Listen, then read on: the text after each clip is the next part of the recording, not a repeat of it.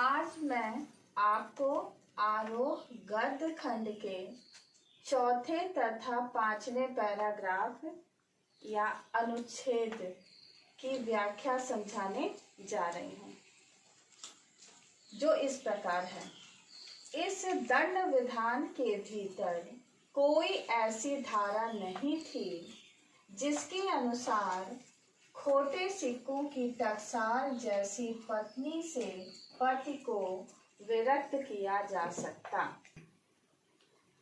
इस प्रकार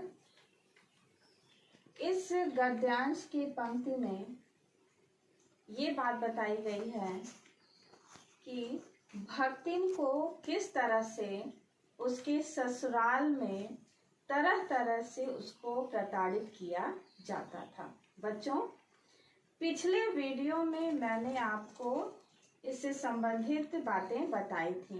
एक बार पुनः बताना चाहती हूँ कि भक्तिन जो थी अपने ससुराल में हमेशा उपेक्षा का पात्र ही रही।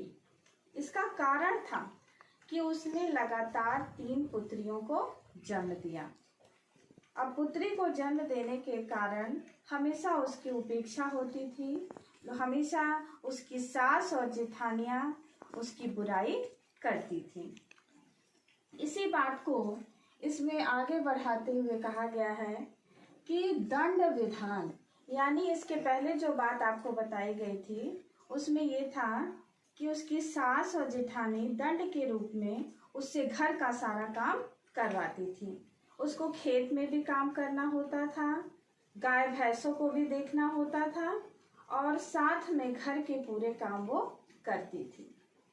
उसी क्रम में इस दंड विधान के भीतर कोई ऐसी धारा नहीं थी, यानी उनकी सास और जेठानियों की वहीं तक चलती थी, अर्थात भक्तिन को जितना वो सता पाती थी बस उतना ही, उससे जितना काम ले पाती थी वहीं तक उनका चलता था। वो सास और जेठानी उस भक्तिन की शिकायत उसके पति से भी करती थी, लेकिन भक्तिन का जो पति था वह भक्तिन से इतना प्रेम करता था कि कभी भी उनके सास और जेठानी के द्वारा की गई चुगली पर वो ध्यान नहीं देता था। हमेशा भक्तिन को का सम्मान करता था, उसको आदर भाव देता था। इस दंड विधान के भीतर कोई ऐसी धारा नहीं थी जिसके अनुसार खोटे सिक्कों की टकसाल जैसी पत्नी से पति को विरक्त किया जा सकता। विरक्त करना माने अलग करना। सास और जेठानी की चलती ही नहीं थी कि हर बात में वो अपनी दादागिरी दिखाती थी, लेकिन इस बात में कि पति से पत्नी को अलग कर दिया जाए, यहाँ उनकी नहीं चलती थी, क्योंकि भक्तिन का पति भक्तिन को बहुत प्रेम करता था। बच्चों, भक्तिन को खोटे सिक्कों की टकसाल कहा गया है। टकसाल शब्द का अर्थ होता है जहाँ सिक्के को ढाला जाता है, जिसमें उसको टकसाल कहते हैं। और खोटे सिक्कों की टकसाल मतलब भक्तिन को खोटे सिक्कों की टकसाल कहा जाता था। इसका मतलब है कि भक्तिन बड़ी ही खोटी थी, खराब थी, जिसने खोटे सिक्के को जन्म दिया, खराब सिक्के को अर्थात पुत्रियों को जन्म दिया। उस समय लोगों की मानसिकता यह थी कि जिसकी पुत्री होती थी, कन्या जिसके पैदा होती थी, उसको बड़ी ही हे दृष्टि से देखा जाता था। लेकिन आज लोगों की सोच में परिवर्तन हुआ है। मेरे प्यारे बच्चों, आज हमारे प्रधानमंत्री माननीय नरेंद्र मोदी जी भी बेटी बचाओ बेटी पढ़ाओ का नारा लगा रहे हैं। सबको सिखा रहे हैं कि हमें बेटियों का सम्मान करना है, उनको बचाना है और पढ़ाना है। लेकिन ऐसा पहले नहीं था। पहले के लोगों की सोच ही बिल्कुल अलग होती थी। जिसकी लड़की होती थी उसको बड़ी ही खराब दृष्टि से देखा जाता था, ससुराल में उसका मान सम्मान नहीं रहता था। तो भक्तिन के ससुराल में उसकी सास और जेठानी हमेशा उसकी उपेक्षा, उसकी निंदा, उसकी बुराई करती थी और उसे खोटे सिक्कों की टकसाल की संज्ञा दी गई थी। लेकिन सास और जेठानी कभी भी भक्तिन को उससे के पति से अलग करने में सफल नहीं हो पाएंगे। चोरी चुगली चबाई की परिणति उसके पति प्रेम को बढ़ाकर ही होती। यानी सास और जेठानी भक्तिन की जितनी ही चुगली करती, बुराई करती उसके पति से, उतना ही भक्तिन के पति का प्रेम भक्तिन के प्रति बहुत ज्यादा होता। उसको विश्वास ही नहीं होता कि मेरी पत्नी, मेरी भक्तिन इस तरह से गलत काम कर सकती है। वो बहुत प्रेम करता था अपनी पत्नी से। जेठानियां बात बात पर धमाधम कूटी पीसी जाती। उनकी भक्तिन की जो जेठानियां थी वो हर बात में उनके जेठ के द्वारा मार खाती थी, हमेशा चुगली करती थी, मारी पीटी भी जाती थी। लेकिन पर उसके पति ने उसे कभी उंगली भी नहीं छुआई। लेकिन भक्तिन के जो पति थे वो इतने अच्छे थे कि उन्होंने कभी भक्तिन को उंगली से भी नहीं छुआ। उसका बड़ा सम्मान करते थे, बहुत प्रेम करते थे। वह बड़े बाप की बड़ी बात वाली बेटी को पहचानता था। उसको लगता था कि ये अपने पिता की बहुत ही लाडली है और वो उसका सम्मान करना जानता था। इसीलिए कभी भी भक्तिन को कोई अपशब्द नहीं कहता था और भक्तिन का बड़ा सम्मान करता था।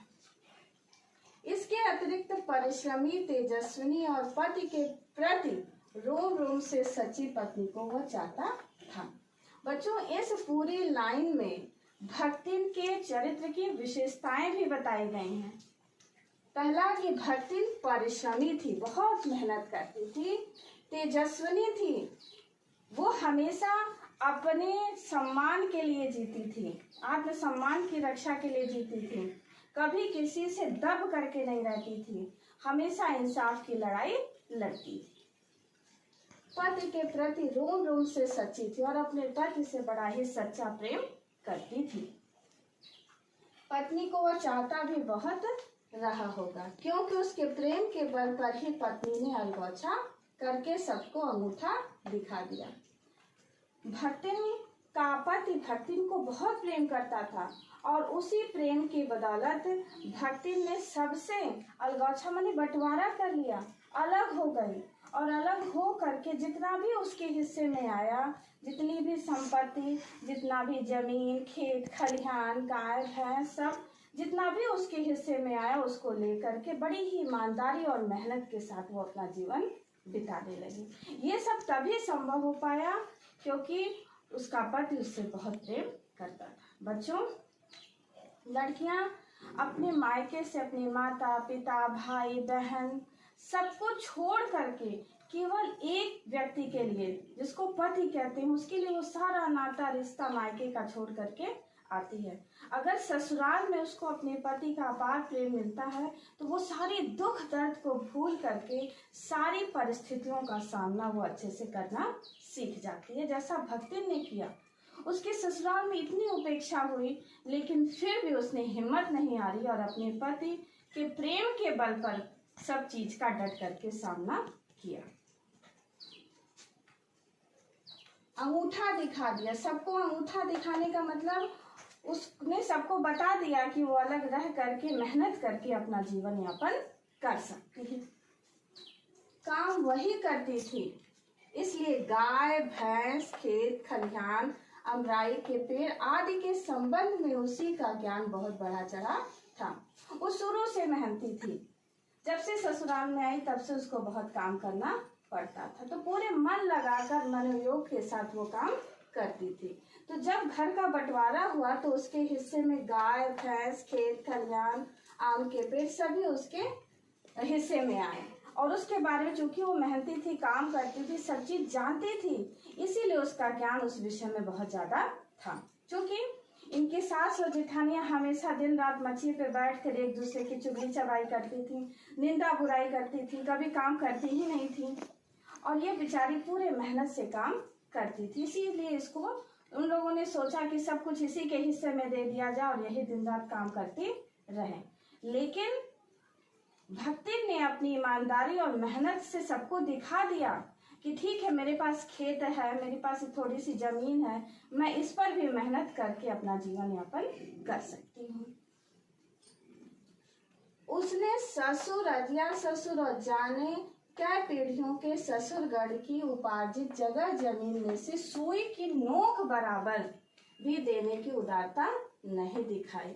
उसको उसके हिस्से में जो कुछ भी उसके ससुर के द्वारा या बाबा ससुर के द्वारा जो भी उसको धन संपत्ति जो भी चीजें मिले उसको उसने संजो करके रखा और उसने ये प्रण कर लिया कि मैं इसमें से सुई के नोक के बराबर भी किसी को कुछ नहीं दूंगी। इसके अतिरिक्त गुरु से कान फुकवा, कंठी बांध और पति के नाम पर घी से चिकने केशों को समर्पित कर अपने कभी न टलने की घोषणा कर दी। बच्चों, उसके ससुराल में जब उसके पति की मृत्यु हो गई तो उसके जेठ जेठानी हमेशा ये सोचते थे कि ये दूसरा विवाह कर ले और दूसरा विवाह जब कर लेगी तो हाँ जितनी भी इसकी संपत्ति है, जमीन है, खेत खलियान है, सब उनके हिस्से में आ जाएगा। इसीलिए बार बार वो उनके ऊपर दबाव बनाते थे कि तुम दूसरा विवाह कर लो। लेकिन भक्ति ने प्रण कर लिया कि मैं दूसरा विवाह नहीं करूंगी। इसीलिए उसने अपने बालों को जो है वो छिलवा लिया, पूरी तरह से मुड़वा लिया और गुरु मंत्र ले करके कंठी माला धारण कर लिया। उसी दिन से उसने प्रण ले लिया कि मैं यहाँ से ये जमीन छोड़ करके, घर छोड़ करके कभी नहीं जाऊंगी और अपने पति जो जिससे मेरा विवाह हुआ था वही मेरा एकमात्र पति के रूप में रहेगा। मैं कभी भी दूसरा विवाह नहीं करूंगी। पति के नाम पर घी से चिकने केशों को समर्पित कर अपने कभी न टलने की घोषणा कर दी। यानी पहले जब पति की मृत्यु हो जाती थी तो महिलाएं जो है अपना बाल छिलवा लेती थी। इस तरह की परंपरा थी, जैसा भक्ति ने किया। भविष्य में भी संपत्ति सुरक्षित रखने के लिए उसने छोटी लड़कियों के हाथ पीले करना माने विवाह करना। उनकी जो 2 और लड़कियां थी उसका भी उसने विवाह कर दिया। यानी भक्ति की 3 लड़कियां थी। पहली लड़की का विवाह उसके पति जब थे तभी उन दोनों लोगों ने उसका विवाह कर दिया था। पति की मृत्यु के बाद उसकी 2 और लड़कियां थी, उनका विवाह भी लक्ष्मी ने कर दिया। उन्हें ससुराल पहुंचाया और पति के चुने हुए बड़े दामाद को घर जमाई बनाकर रखा। यानी भक्तिन के पति ने कहा था कि हमारी 3 लड़कियां हैं और तीनों में से बड़ा दामाद जो रहेगा वही हमारे घर का घर जमाई बन करके रहेगा। तो भक्तिन को अपने पति की यह बात याद थी और पति के न रहने पर उसने अपने बड़े दामाद को घर जमाई बनाकर रखा। इस प्रकार उसके जीवन का तीसरा परिच्छेद आरंभ हुआ। तीसरे परिच्छेद का मतलब भक्तिन के जीवन को लेखिका ने 4 परिच्छेदों या अध्याय में व्यक्त किया है। प्रथम अध्याय उसके जन्म के बारे में बताया है, द्वितीय अध्याय में उसके वैवाहिक जीवन और तीसरे अध्याय में वैधव्य से युक्त जीवन। अर्थात लेखिका ने भक्तिन के वैधव्य के बाद के जीवन को तीसरे परिच्छेद में दिखाया है। वैधव्य बच्चों, वैधव्य शब्द का अर्थ होता है वैधव्य। इसका अर्थ होता है विधवा की दशा या अवस्था। इस प्रकार लेखिका ने तीसरे परिच्छेद में भक्तिन के वैधव्य के जीवन के बारे में बताया है। तो अब लेखिका का जीवन का तीसरा परिच्छेद लेखिका ने इस प्रकार भक्तिन के जीवन का तीसरा परिच्छेद यहाँ से शुरू किया है। इस प्रकार बच्चों मैंने आपको भक्तिन गद्य खंड के चौथे और 5वें पैराग्राफ का अर्थ भली भांति समझा दिया। तो निम्नलिखित गद्यांशों से संबंधित मैंने यहाँ पर कुछ प्रश्न बनाए हैं। इन प्रश्नों के माध्यम से इस अनुच्छेद को और अच्छे से समझा जा सकता है, जो इस प्रकार है। पहला प्रश्न आता है, टकसाल किसे कहते हैं? बच्चों, टकसाल शब्द का अर्थ होता है जहां सिक्के को ढाला जाता है, सिक्के को बनाया जाता है या सिक्के का निर्माण किया जाता है, उसको हम टकसाल कहते हैं। खोटे सिक्कों की टकसाल किसे और क्यों कहा गया है? दूसरा, खोटे सिक्कों की टकसाल भक्तिन को कहा गया है और क्यों कहा गया है? इसलिए कहा गया है क्योंकि उसने खोटे सिक्कों जैसी 3 कन्या को जन्म दिया था। तीसरा, भक्तिन के चरित्र की क्या विशेषताएं थी? भक्तिन के चरित्र की निम्न विशेषताएं थी: परिश्रमी, तेजस्विनी और पति के प्रति अपार प्रेम। और भी उसकी विशेषता थी कि वो बहुत ही मेहनती थी, कर्मठी थी। भले ही वो पढ़ी लिखी नहीं थी लेकिन बहुत ही चतुर और चालाक थी। उसको पता था कि क्या अच्छा है, क्या बुरा है और क्या मुझे करना है और क्या नहीं करना है। पूरी चतुराई से उसने अपने जीवन को आगे बढ़ाया। अगला, भक्तिन का पति भक्तिन को क्यों प्रेम करता था? इसलिए प्रेम करता था क्योंकि वो जानता था कि वो अच्छे घर की है, उसके पिता ने उसको बहुत अच्छे से पाला पोसा है, इसलिए वो उसका सम्मान करना जानता था। और दूसरी बात ये थी कि भक्तिन ससुराल में बहुत मेहनत करती थी, बहुत लगन से काम करती थी। भले ही लोग उसकी निंदा बुराई क्यों न करें, लेकिन फिर भी वह समर्पित होकर के सबकी सेवा में लगी रहती थी। अगला प्रश्न, भक्तिन का ज्ञान किस क्षेत्र में बढ़ चढ़कर था? भक्तिन का ज्ञान गाय, भैंस, खेत खलिहान, अमराई के पेड़, इस संदर्भ में बहुत बढ़ चढ़कर था, क्योंकि शुरू से उस चीज को उसने जाना समझा था। शुरू से ही वो जाकर के खेतों में काम करती थी, गोबर पाथना, घर का काम, सारी चीजें वो जानती थी, इसलिए इसी में उसका ज्ञान बढ़ चढ़ करके था।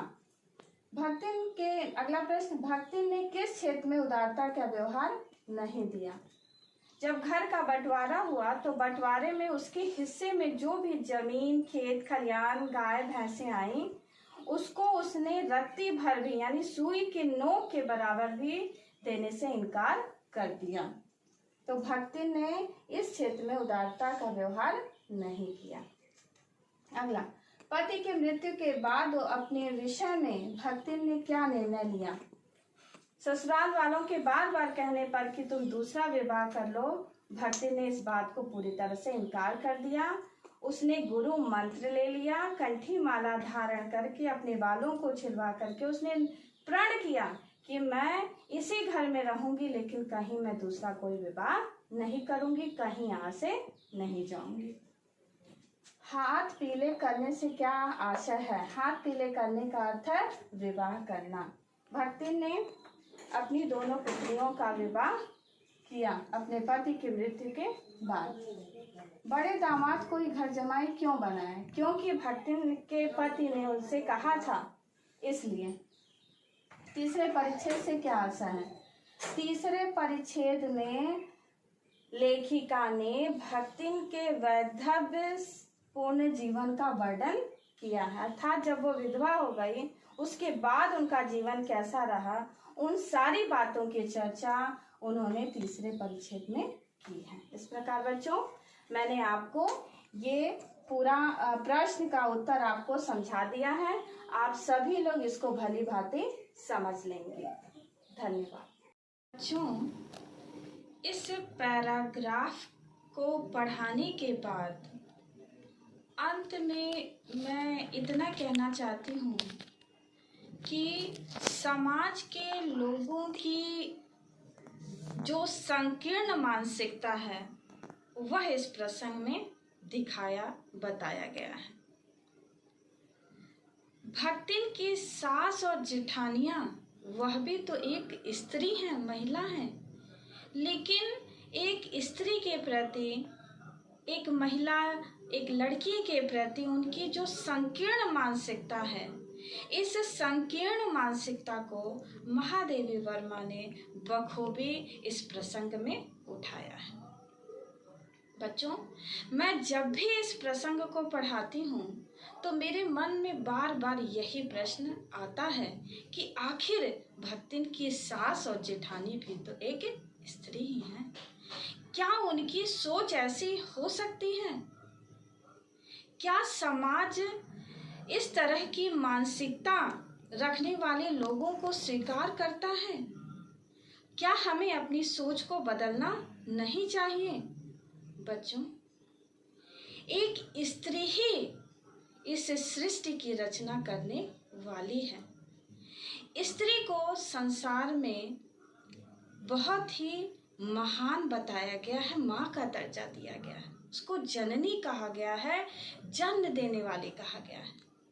और एक जन्म देने वाली स्त्री के प्रति इस तरह की जो संकीर्ण मानसिकता है वह बिल्कुल भी स्वीकार करने योग्य नहीं है।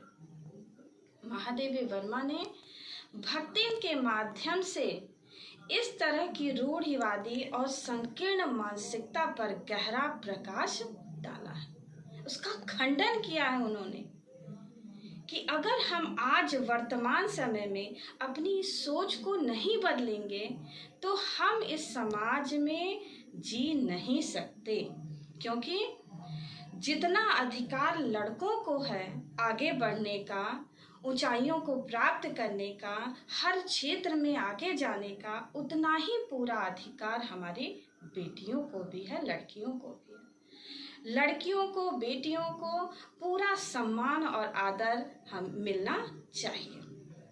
आज वर्तमान समय में हमारे प्रधानमंत्री माननीय नरेंद्र मोदी जी ने भी बढ़ चढ़कर यह बात कही है कि हमें बेटियों को बचाना है, उनको पढ़ाना है और उनको आगे बढ़ाना है।